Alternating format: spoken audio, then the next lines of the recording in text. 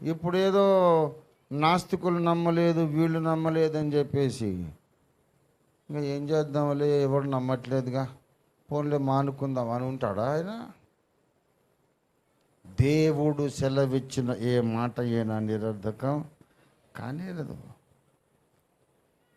ఆయన గాడిద పిల్ల మీద వస్తాడంటే అట్లాగే వచ్చాడు. జకరియా 9వ అధ్యాయం 9వ వచనం, సియోను నివాసులారా, ఇది మట్టలాది వారం, సియోను నివాసులారా బహుగా సంతోషించుడి, యెరూషలేము నివాసులారా ఉల్లాసముగా ఉండుడి. హల్లెలూయా, మీ రాజు, నీ రాజు నీతిపరుడును రక్షణ గలవాడును దీనుడునాయ్ గాడిద పిల్లను ఎక్కి నీ వద్దకు వచ్చుచున్నాడు. అభిషిక్తుడగు అధిపతి వచ్చు వరకు. ఎలా వచ్చు వరకు? గాడిద పిల్ల మీద వచ్చు వరకు.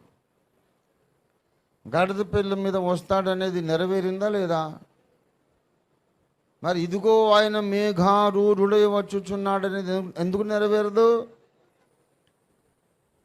ఆయన కన్య గర్భాన పుడతాడనేది నెరవేరిందా లేదా? మరి ఇదిగో ఆయన మేఘాల మీద వస్తున్నాడనేది ఎందుకు నెరవేరదు? దావీదు గోత్రంలో, యూదా గోత్రంలో, దావీదు వంశంలో బెత్లెహేములో ఆయన పుడతాడనేది అక్షరాలు జరిగిందా లేదా? మరి ఆయన మేఘాల మీద వస్తాడనేది ఎందుకు నెరవేరదు? నమ్మిన వాళ్ళు కాదు పిచ్చోళ్ళు, నమ్మని వాళ్ళే పిచ్చోళ్ళు. చరిత్రను తన వశములో ఉంచుకొని తన చిత్తానుసారంగా చేసిన నిర్ణయం చొప్పున ప్రతి చిన్న విషయాన్ని జరిగించుచున్న ఆ దేవుడే యేసు ప్రభు. ఆయనను నమ్ముకున్న ప్రజలే క్రైస్తవులు. దేవునికి స్తోత్రం కలుగునుగాక. హల్లెలూయా.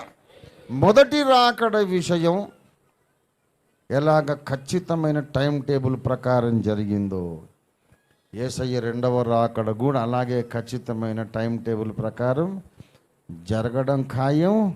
మనం మహిమలోకి వెళ్ళడం ఖాయం. దీన్ని ఎవడు ఆపలేడంతే. దేవునికి స్తోత్రం కలుగునుగాక. హల్లెలూయా, హల్లెలూయా.